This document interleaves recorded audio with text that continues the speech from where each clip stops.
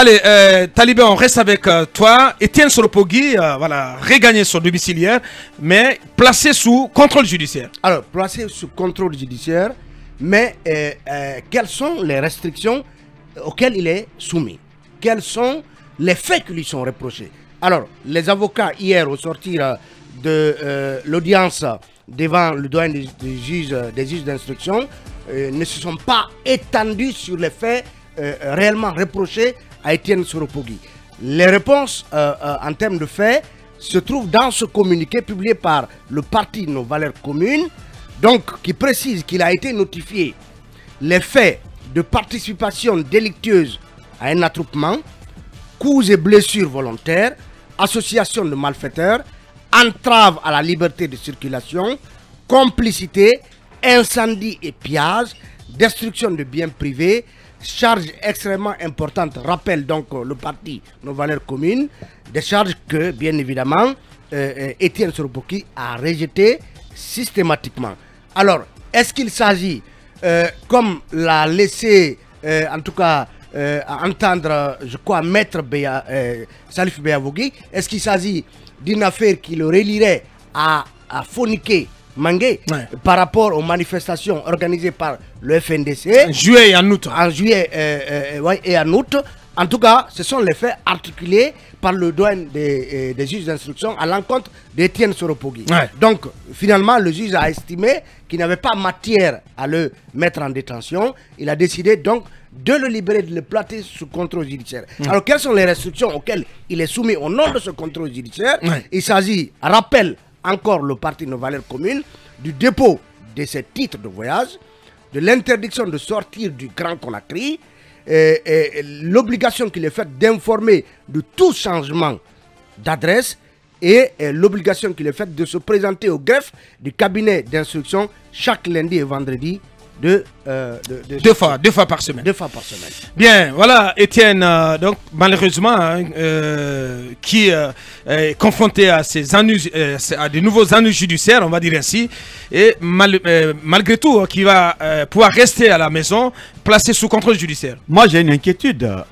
Les manifs dont on parle datent d'à peu près 1 mois ou 2 mois. Et est-ce que jusqu'à présent, on poursuit les organisateurs ou les participants à ces manifestations? Première question. Deuxième question, si vous poursuivez ceux qui ont organisé ou ceux qui ont participé, mais où en sommes-nous par rapport à ceux qui ont tué? Est-ce qu'aujourd'hui, organiser une manif ou participer à une manif est plus grave que de commettre des crimes? Notre État doit faire mieux. Je pense que ce que nous sommes en train de vivre, ça devient ce qu'on appelle la justice des vainqueurs. Puisque on ne cesse jamais de rappeler que la manif est un droit. Mais tuer, c'est un crime. Sauf que pour l'instant, c'est un droit qui est confisqué hein, par le CNRD. Ce qui n'est pas normal. Dénichez-nous ceux qui ont tué les enfants des autres, à part la première victime. Mais on est à plus de 15 morts, puisque rappelez-vous, qu'à Télémé, il y a eu un mort, à Mandiana, l'autre fois, il y a eu 4 morts, à Conakry, il y a une dizaine de morts. Dites-nous ceux au moins qui ont tué ces personnes, au lieu de poursuivre ceux-là simplement qui ont appelé ou participé à la manifestation. Une fois de plus encore, notre État serait plus responsable si aujourd'hui on mettait assez de sérieux pour dénicher en tout cas les présumés auteurs de ces crimes crapuleux. De ces assassinats. Mohamed Kaba. Non, mais c'est un tournant décisif pour la justice guinéenne aujourd'hui.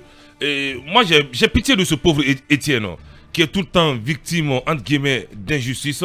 Parce que ce tribunal de Dixine dont on parle tant depuis des années a fait trop de tort aux Guinéens dans ce pays. Le tribunal de Dixine. Oh là là. Oui. Depuis le temps de votre ami. Oui. Bien sûr. C'est un tribunal d'injustice. Tu vas pas manger ton piment dans ma bouche. Ce tribunal de Dixine, c'est un tribunal d'injustice, mon mec. Oui, c'est illustré négativement, il faut le dire ainsi. Etienne Solopogui est un cadre qui a des problèmes cardiaques. J'insiste là-dessus parce que je connais très bien l'homme. Vouloir confisquer ses documents de voyage et qu'il ait un rendez-vous et ne peut pas se soigner et qu'il doit se présenter 2 fois par semaine pendant que sa santé ne lui permet pas de sortir régulièrement de son appartement. Est-ce qu'on souhaite le pire pour Etienne? Je me dis non, ce n'est pas l'intention de ce tribunal. Qu'on lui restitue ses documents de voyageur. Etienne, à ce que ça n'a absolument rien fait. Parce que j'ai l'impression aujourd'hui... Etienne ne fuira jamais. Il ne fuira jamais. J'ai l'impression qu'aujourd'hui, on invente des infractions en Guinée, on invente des délits, on invente des contraventions. La justice t'a rêvé. Aujourd'hui, c'est un cauchemar. On n'a plus confiance à cette justice guinéenne. Moi, personnellement, je n'ai pas confiance. J'attends de voir ce qu'elle fera comme miracle désormais. Parce qu'il faudra que le droit prime sur l'émotion. Malheureusement, c'est l'émotion qui prime aujourd'hui. Bien, dans un court instant, on parlera des sanctions décidées par la CEDEAO contre la Guinée. Des sanctions qui ont l'onction des États-Unis. On en parle dans un instant avec Kabinet Fofana et Mamadou Ouri Diallo. Mais dans un court instant, on s'intéresse plutôt à Kassori Fofana.